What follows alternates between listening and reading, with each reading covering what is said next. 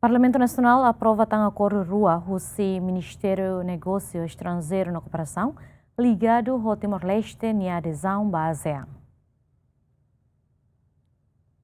E a terça-feira, Parlamento Nacional aprova o voto unanimidade para acordo rua com o Ministério do Negócio Estrangeiro na Cooperação relação ao Timor-Leste e adesão à ASEAN, nebe apresenta o vice-ministra Assunto ASEAN, Milena Maria da Costa Ranzel. Acordo nebe Parlamento aprova e dama acordo quadro para serviço no ida selo acordo quadro para comércio e serviço. Acordo rua, razões distinta deputada, distinta presidente do Parlamento Nacional informa ona kata ida konaba acordo principal nebe kulia konaba acordo quadro para serviço e depois ida felifale acordo quadro para comércio e serviço.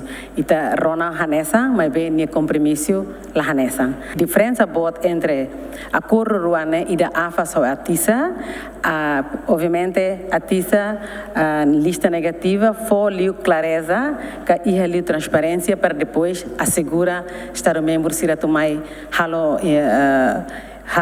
tu envolve e serviço nebe que serviços nia mais transparente legalmente dá mais clareza para depois loque liu fuande babai teme loque enable business environment ambiente ba atividade de comércio cada vez mais na loque e a clareza e a transparente e depois folio confiança russo investidor sira para investimento estrangeiro. Dadang hela acordo rua maksidau ketang aprovação do Parlamento entre acordo ruane ida magbens no mercadoria. No tur plano acordo ruane se hetang aprovação a Timor-Leste sai membro pleno ASEAN.